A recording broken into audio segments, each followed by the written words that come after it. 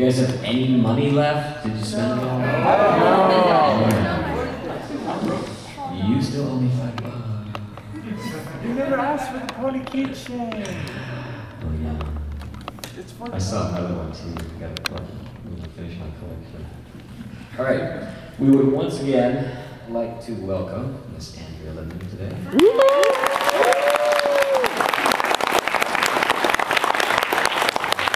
And since this is a behind the voice actor studio this morning, I will be asking the questions.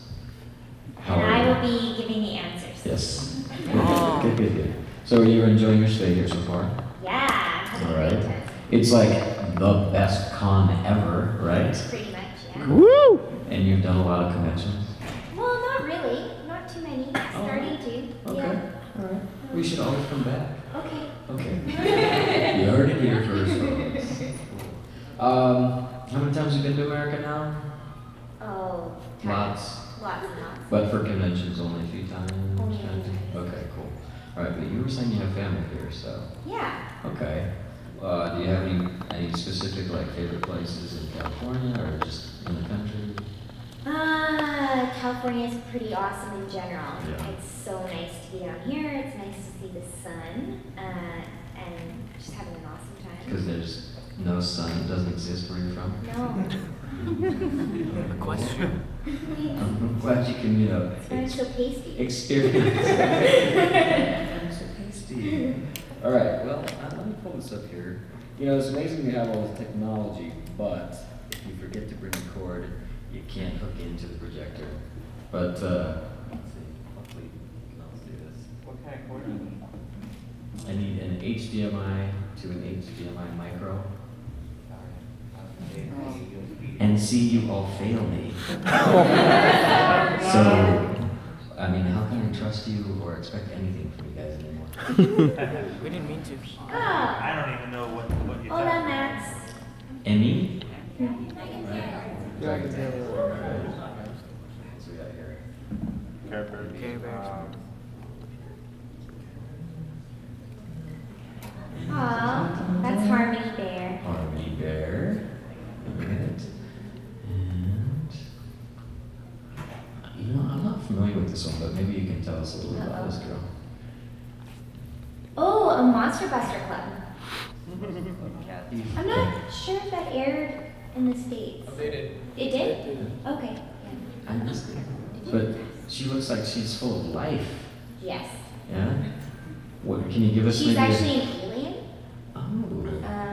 So that's her thing, and also really kind of ditzy, I guess, because she doesn't know a lot of Earth things. So. Cool. Could you give us a little snippet of Kathy? Yeah. I don't really know. I don't even really know what spaghetti is. She sounds ditzy and not knowledgeable of Earth things. And then you guys know this one.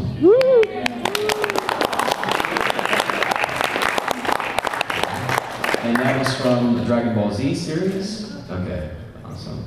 Or Dragon Ball series, which one? Z, okay. The Canadian dub. And then this one, I believe you were saying was one of your favorites. Yeah. Woo! And give us a little map. If you believe you must be big and all that to be tough, then you should get to know me. I'll teach you other stuff.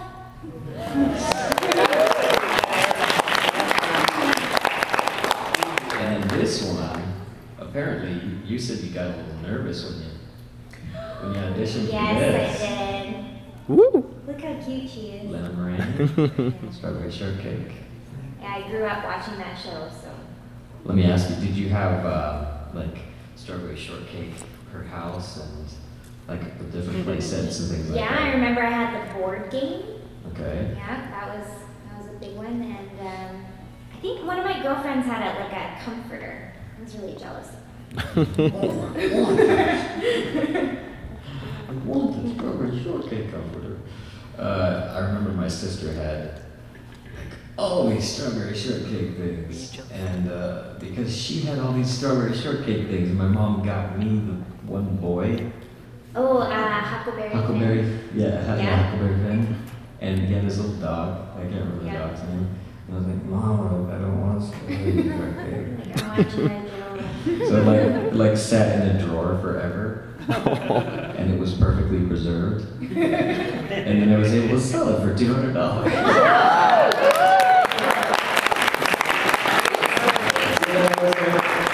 Mom, how come you didn't buy me more strawberry shortcake? All right, what about this one?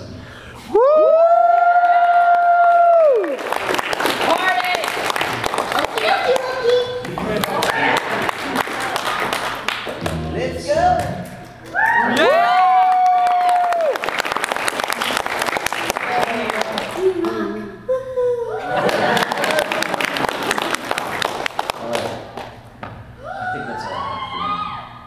I guess you didn't have a pick. What's going on? So we know what you do, and you were telling us before that you kind of got into voiceover a little differently than kind of what the traditional path.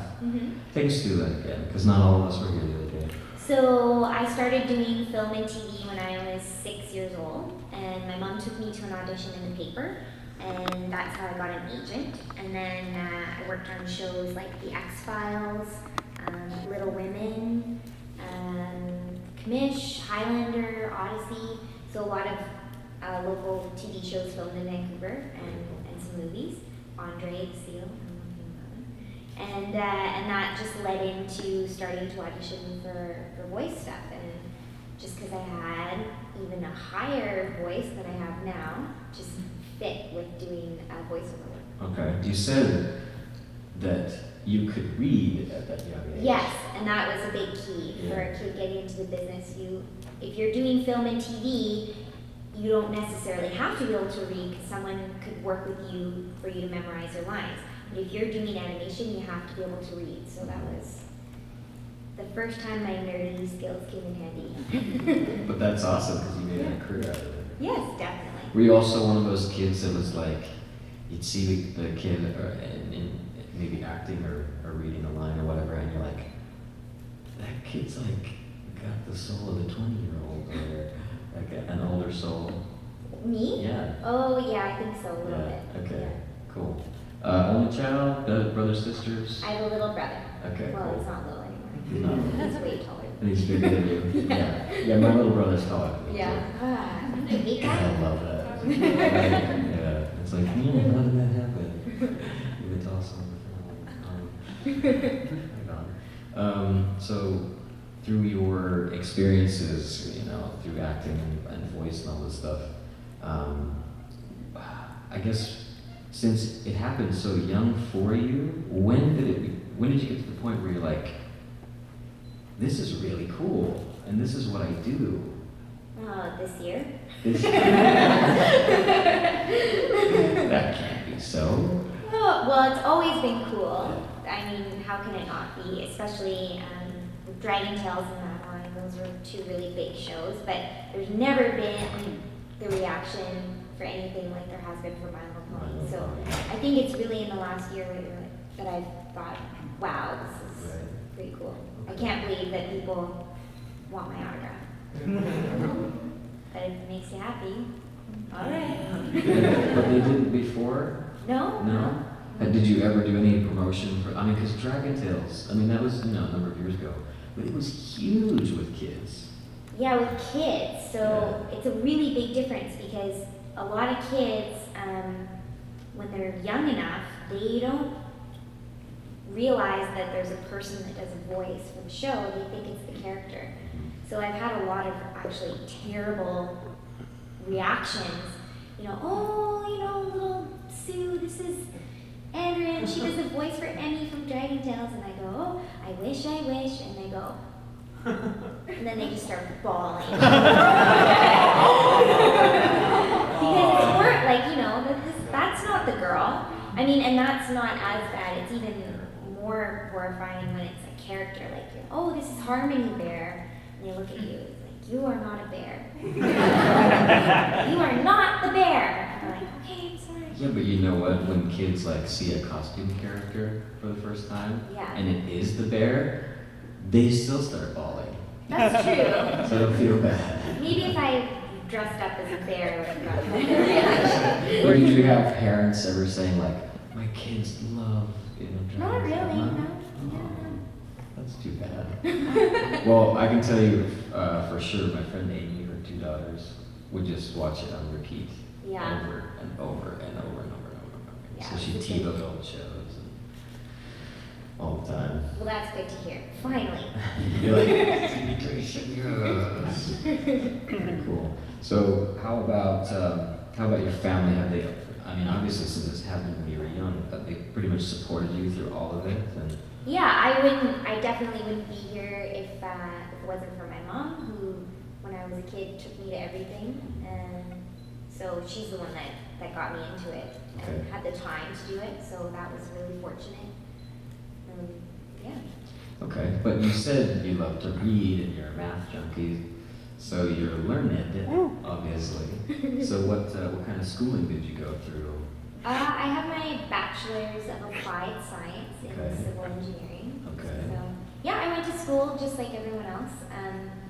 It kind of, when I was a kid, it got to the point where it was that decision. It's like, okay, should we go down to LA and try for it kind of thing? And I said, no, I still want to play sports. Like, I want to experience school. So that was sort of my choice, and that's what we did. Okay. What sports did you play? Volleyball, rowing, yeah. Rowing, that's not something you do here in America. Crew? Do you call it crew? No. Yes, you do. You do it. Yeah, we call it crew. Yeah. It's not very big. I guess it's at East Coast. Yeah, East Coast. It's big. Yeah. Yeah, that's cool though. Yeah. Is there like positions in rowing? Not really. No. Even if you're There's sitting just in different front. there's or different in size the boats. back? Oh, okay. Yeah, I guess so. So you're all crew. Yeah. Cool. How long did you do that? 4 years. Competitively? Yeah. Nice. Mhm. Did you guys? How'd you do in your competitions? I have some ribbons. Nice. She's I also. didn't think this would come up today. She's a rower. Yeah, a rower. She's a The rower. littlest rower. Well, so that's what this is for. We get to know you a little bit. Very cool. How about? Okay, so you had to make that decision between school and voice and stuff like that. So kind of what brought you back to the Well, it voice? wasn't really voice. It was more for on-camera stuff because that's a lot. When you're doing on-camera, it's okay. You're gonna miss 3 months of school. Right. So it's a big sacrifice. So voice, what was so nice about it is going through school is, okay, you're gonna do a show and it's gonna be Monday afternoons. And you can work with that, you can work around it, you It's can gonna still. be 2 hours. And, Yeah, so it's a lot more manageable, so that was kind of the point. Oh, and the other thing that really ended my on-camera stuff is I got braces. And that was that. No more cameras on you. And then once I had that, and then so I think it was a combination of things. You had the braces, make the decision, what are you gonna do, and then but voice, luckily braces didn't affect my voice, so it just kept on going, and then I was doing Dragon Tales and Madeline pretty much all throughout high school. So very cool. High school. high school. High school. How cool is high that? school. How cool is that? And that must have been surreal. I mean, It or was did it just normal to me. I didn't know any different. Yeah, it's like, and that's what you do. everyone knew that. Oh, yeah, Andrea's going to do her Madeline thing. Right. Yeah. Oh, she's gonna be, a cartoon and kind of an icon, just that. It was so funny because I just had my 10-year high school reunion. Nice. And it was like, everyone's like, oh, you still doing those voices? And I'm like, oh, yeah, still doing it. Yeah. Boring. Making a living out of it. And now I have this huge pony show. It's inspired its own little branch of militia pony. Well, how does that make you feel, the whole Brony thing? And, that just kind of lit up, overnight. Yeah, it's awesome. And, Yeah, I think it's so cool.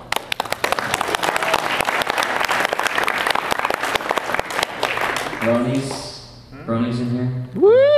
You know it. See? Yay! I wouldn't be here if it wasn't for bronies. That's So right. I think everybody's got a little brownie in them, right? I know. Someone came up to me and was like, "Can you sign this? Like it's a secret. I'm a secret brony." Okay. Can anybody confirm this? Because I'm not a brony. I haven't watched the show. Please. Hey, Another secret one. this weekend has probably like pushed me to definitely check it out. But I heard that on one of the shows there was a little tribute or homage to Big Lebowski. Yep. Yeah. Yep. How cool is that? Yep. How worked that is. There's also an I Love Lucy. And Star Wars. Oh, Benny Hill. Benny Hill.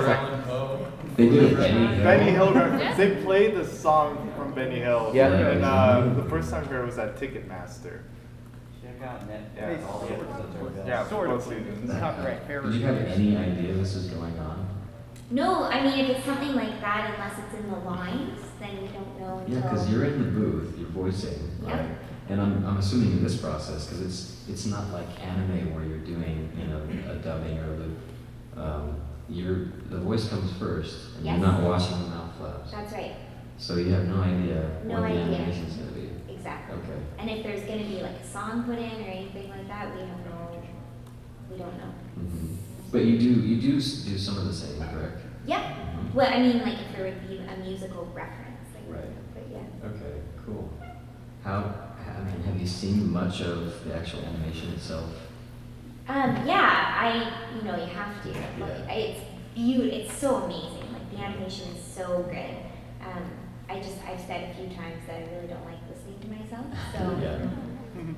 there's only so much I can handle at once. But I should watch more. How weird is that no matter how many times it occurs, it's still odd when you hear yourself? I know. It's always different than what you think is coming out. I know. And then I think that's part of it, is just hearing yourself and going, ugh. And then the other part is for me, I'm judging.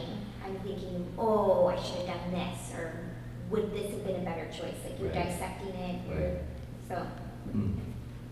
Okay, so are there any voices that you've done that were drastically different than your voice, and when you were voicing it, it did kind of sound the same coming back at you?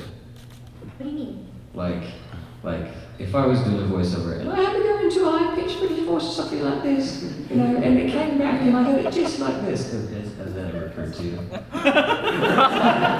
Like when you do a different voice, it sounds okay. 'Cause Different it's so voice, different it from your sounds own. okay, but it's different from your own. No, it's still like when I do my boy voice, it sounds like that. When I hear it back, I still hate it.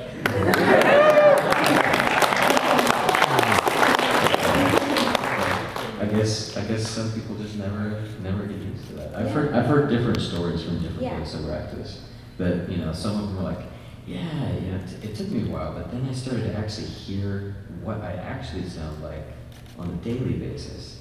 And I didn't like it at first. But then it helps for, you know, attuning to different characters. and Yeah, things like that. definitely. Yeah, okay. How do you get your different voices?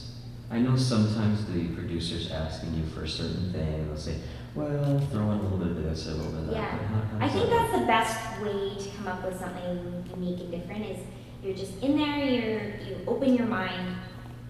You don't want to come in with something so specific because then you get hung up on it. Mhm. You want to be able to just react to whatever they're going to want because in the end, it's not you that makes the decision. You have to, it's the Right. client, right? They're Right. the ones that are choosing the voice. So yeah, you go in and it's like, okay, well, what if it was a little bit like this, a little bit like this, more this, softer? What if it had a rasp? What if she had a lisp? What if she had a stuffy nose all the time? So Okay. yeah. What if, has there been any voices where it just took a long time to nail down? Oh yeah. Well, it was actually I'm working on Maya the Bee right now. Okay. And that one took a long time to Okay. nail it down because I think it's even more pressure when you're the lead of a show. It's like that's the voice, that's the one with the most lines. We Right. want it to be exactly what we want. So Right. that took a long time Well, because nowadays it's not anymore. It's not just a voice; it's a brand. Yes. You know, it's a company name. Exactly. It's a promotion. It's a marketing. Blah blah blah. Blah. So they gotta get it just right. Yeah. Okay. So Maya the Me, is this something you can talk about, or is this? Not too much. I can say that I'm working on it. Okay. And Cool. it's a classic, and Okay. a lot of people know it already. So Alright. we're just doing a new version. Very cool. And we're gonna see that. A Sometime. year or two. Okay. Cool. Very cool. Sorry, yeah, it takes a long time. Yeah. Very cool. How about when you're developing these voices? What do you do to get into a character? Like once a character is already established. Yeah.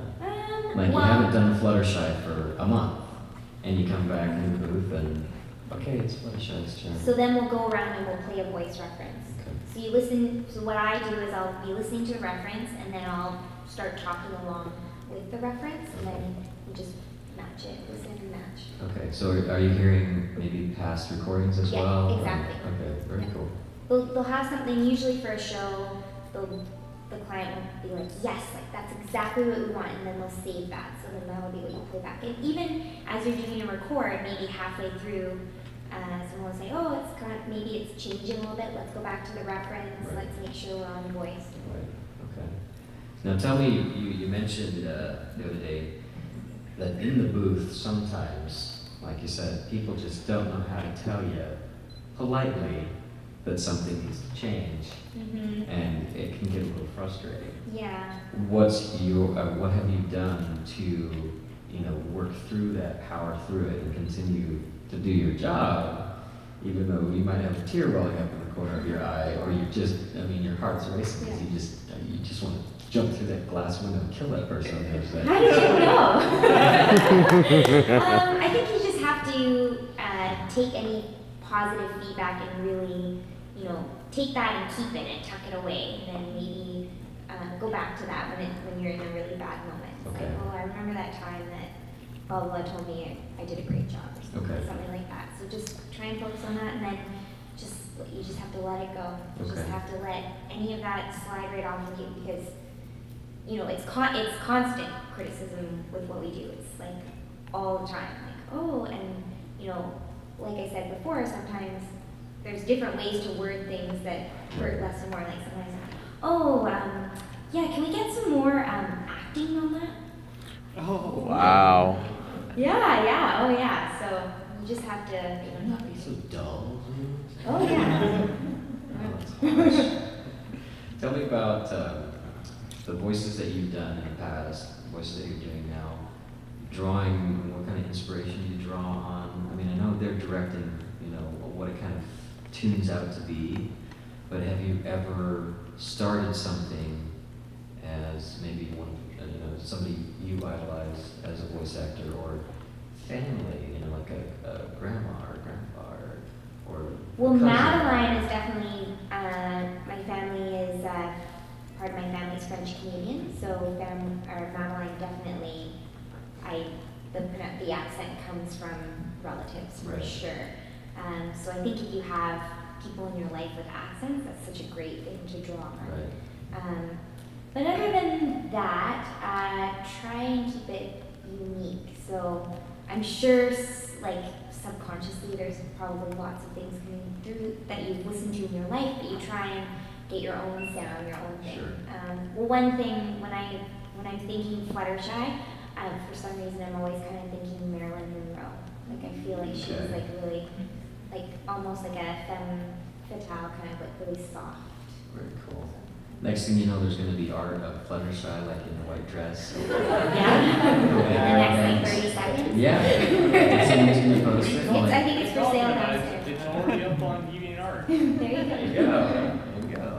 That's cool. But yeah, see, so that's kind of what I wanted to know. What about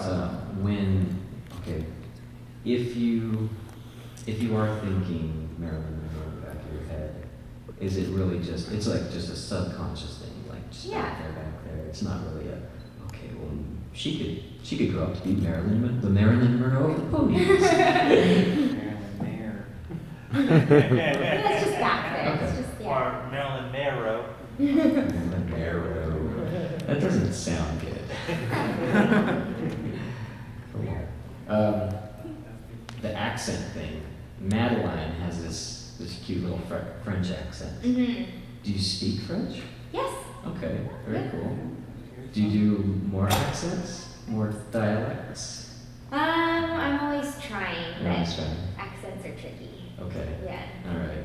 Because Quentin Flynn, we were sitting here. Was anybody here at the Flynn panel? Yeah.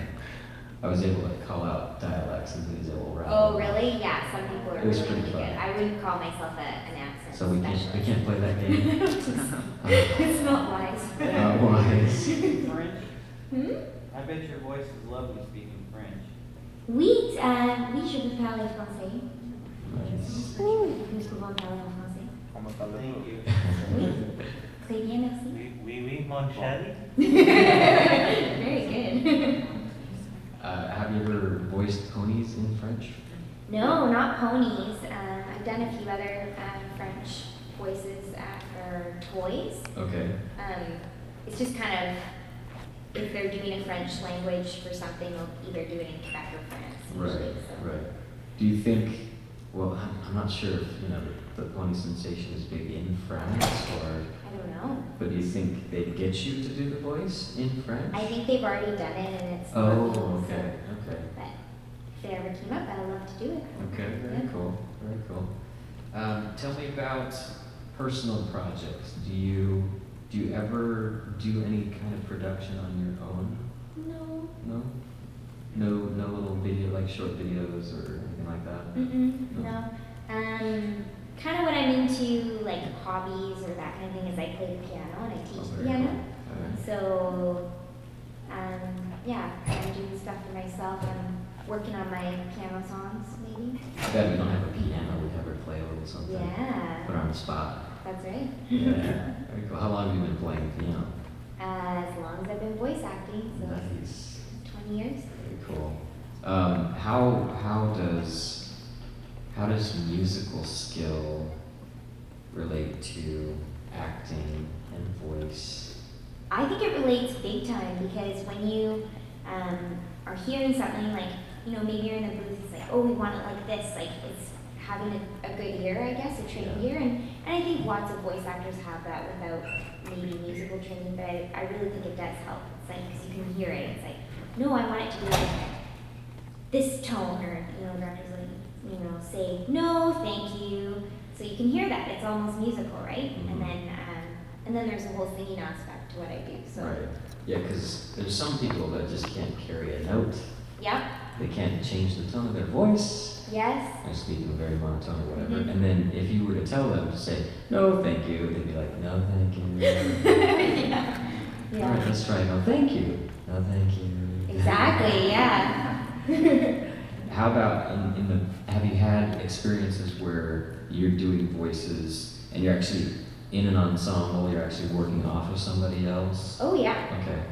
Tell us Yeah. about maybe like the percentage of how much percentage just in the booth by yourself, how much time you spend with them. So when you're in a booth by yourself is usually only for anime, so dubbing, because you need to be watching the flaps. It takes a lot longer, and then you need to be there with the TV watching and doing it. But whenever we do prelay, which is would be My Little Pony or anything like that, the voice first, we're always all in a room together. So we're usually trying to run through the script, and then if there's lines that are everyone at the same time, we're all looking at each other, and then someone's gonna go 1, 2, 3, and then we all do it at the same time. That must be a lot of fun. Yeah, it is. That chemistry that builds, Yeah, you're able to work off each other. yeah. Are you an animated person when you do Oh, voiceover?